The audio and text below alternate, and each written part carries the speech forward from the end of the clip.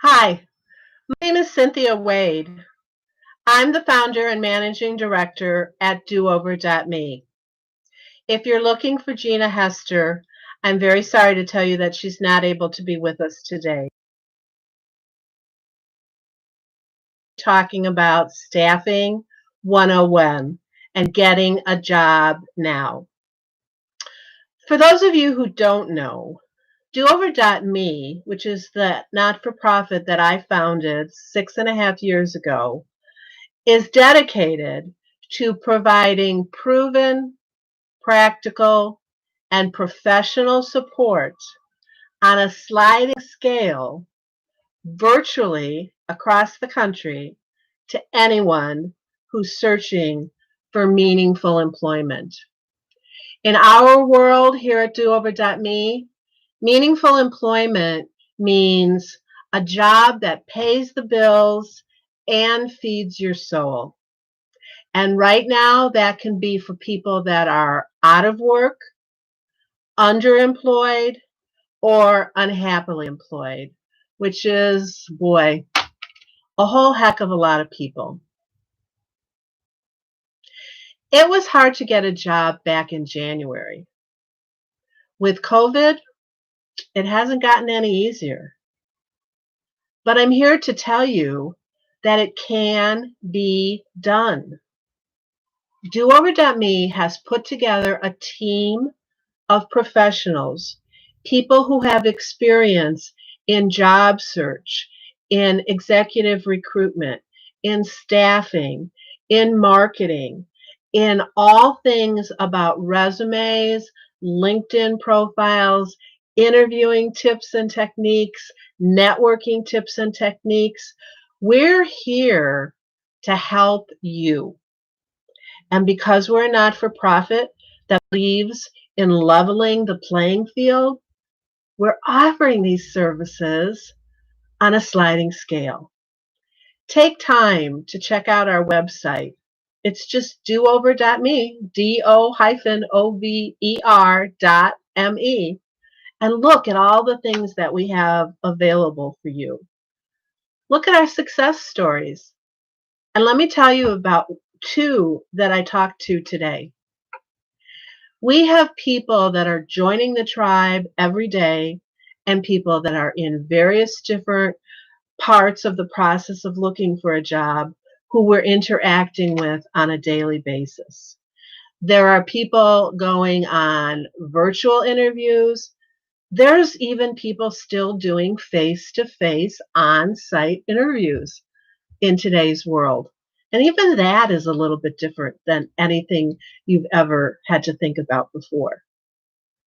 Wherever you're at in the process, we can help you because there are jobs available and you can work effectively to find those jobs, put yourself in a competitive position, and get hired for those jobs. And that's what we're going to talk about today. We're going to talk about the jobs and where to find them. So, a couple things I want to share with you to start off. Where do you find jobs? Well, everybody knows that the top place to look for a job is either LinkedIn, if you're a professional, or Indeed, for those professionals and maybe hourly wage workers. Unfortunately, LinkedIn at this moment in time doesn't have as many hourly wage positions listed on it. That can be changing in the future, so we have to pay attention. But right now, you have to be familiar with both LinkedIn and Indeed. They're very similar, and we give coaching and tutorials on using both. So that's where you're going to go. You're going to want to be signed up and have an account. Both are free in either LinkedIn and Indeed or one or the other. I don't personally recommend more than that unless maybe you're in a specific field that has an association that has a job board. Then maybe you could add a third one that's specific to your field. But otherwise, when you get more than two, you're probably going to start to feel somewhat overwhelmed with all of the information that you're going to be getting. So you're better off learning two and learning how to use them and engage with them really well than having multiple ones and feeling overwhelmed and not engaging with any of them very successfully. So that's the first thing. The next thing is, what do you look for?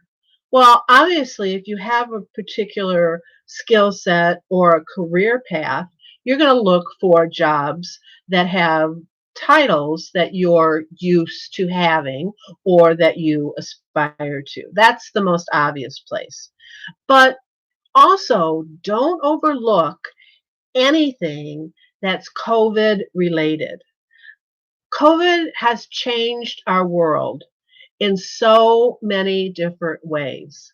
So the reality is that regardless of what your area of specialization is, you're going to want to look for any jobs that are available right now that are COVID related, because those are the jobs that are most likely going to be hiring right now. And especially if you're one of those unemployed, underemployed, unhappily employed people that are on the unemployed part of it, that equation, you're going to want to get a job sooner rather than later. And the reality is, you can always keep looking. Just because you say yes and you take a job, that doesn't necessarily mean that you have to stop looking for other opportunities that are maybe a better fit for you and for what your strengths are. So anything that is COVID related, put that in your search string. COVID jobs, jobs because of COVID, so that you get notified of all of those different opportunities. The other thing that's anything transportation related. You know, the logistics supply chain world has always been big, and it was getting bigger and bigger even before COVID. And now COVID has just accelerated that. I heard on the news yesterday that Amazon is hiring 100,000 people that they're going to add to their staff across the country to gear up for what they anticipate is going to be the busiest holiday season ever.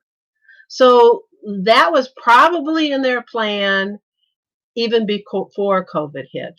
And now with COVID, you think that there's going to be a lot of people out there face to face in the shopping centers? Not as many as there have been in the past, that's for sure. And that's why transportation, supply chain, and logistics, anything that involves a warehouse full of product and getting that product from one place to another, those jobs are happening right now. So make sure that, again, whether you're on LinkedIn or you're on Indeed, when you put together your Boolean search strings for the right kinds of jobs for you, that you're including jobs that are using the word transportation, okay, or supply chain or logistics. The other thing is anything that requires face-to-face contact. Now, again, what your education is in, what your experience is in, where your strengths lie, that's all going to influence the kind of industries that you're looking at. But generally speaking, in this environment right now, there are always going to be jobs available that have to be done face to face. You know, when you think about a doctor, for example, they're even doing doctor appointments virtually, right? But what can't you do virtually? Plumbing. You know, if you've got a problem in your house, you can't work with a plumber virtually. You've got to have that plumber come to your house. So anything that is on site that requires that face to face contact. So, any one of the trades, whether it's building, construction, concrete, electricity, anything like that, you know, and it's not just if you're a carpenter or if you're an electrician, But all of those companies need people to answer the phones, people to do accounts payable and receivable, people to do customer service and support. Depending upon their size, they can have fairly large staffs. And those are the companies that haven't been impacted enough negatively by COVID to necessarily have to scale back their hiring. So those are a couple of things that are available right now. Anything that's COVID related, anything that's transportation, supply chain, or logistically related, or anything that requires a face-to-face with you and the end buyer. Those are the places to look for jobs right now. For example, the other thing I heard on the news, City of Chicago, which is where I live, I think they're hiring, I can't remember, I want to say 1,500 contact tracers here in the city of Chicago. That's a great opportunity for a lot of people that have any kind of a customer sales and service background. You don't necessarily need to have a medical background. And in those situations, they're offering you the training too. Now that you know where to look for the jobs, Indeed and LinkedIn primarily, and you know what kind of jobs to look for, COVID related, transportation, or anything requiring face to face, then you want to know what do you have to do in order to stand out from the competition. So this is where we start to talk about your marketing materials. And in our world, when we talk about your marketing materials, we're talking about your business card, your resume, and your LinkedIn profile.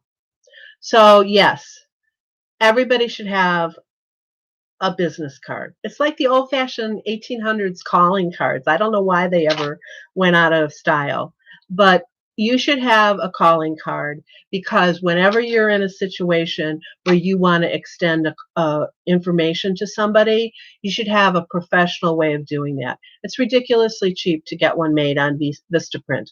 All it has to have is your name, your contact information, and a little bit of information about what value you bring to the situation, who you are, what you do. The next thing is your resume. Couple of tips to make sure that your resume is updated and strong. Number one, make sure that your email is a professional email. Google is preferred. And make sure that you have a cell phone number. Don't even bother to list your home phone number, just your cell phone number. And then please, please, please make sure that the message on the answering service part of your cell phone is polite and professional. And make sure you clean out that mailbox. Oh my gosh, if you knew how frustrating it is for a recruiter to place a call and have it said, I'm sorry, this mailbox is no longer accepting responses because it is full. You just want to tear your hair out. There's no reason for that. So make sure that your message is professional and that you're clearing out your mailbox so that people can leave you a message. The second thing on your resume, make sure you have a value added statement at the top. Years ago, 8 years ago, they used to call that an objective. And it was really about what you wanted. Well, the reality is the company doesn't care what you want. This process is about what they want. And so that is now called a value added statement. And it's about what you're bringing to the table. It's about where your strengths lie and how you are going to contribute and make the biggest difference to them. The third thing on your resume, car statements. If you have car statements on your resume, I guarantee that your resume will stand out amongst the competition because a lot of people don't even know what car statements are.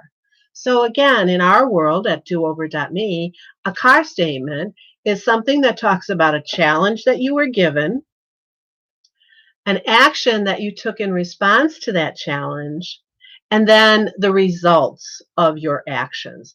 And let's make sure that whenever possible, it contains numbers because that's what gives it real value and validity. Now, Where should those car statements be? If you want your resume to be noticed and responded to, all the most important information should be on the top half of the first page. Your resume doesn't have to be one page necessarily. One sheet of paper printed on both sides, yes. But one piece of paper, no. I mean, one side of one piece of paper, no. But what you do have to do is make sure that your car statements are listed at the very top underneath your contact information, your value statement, and then you're going to put a section that's called career achievements. And that's where you're going to put your car statements.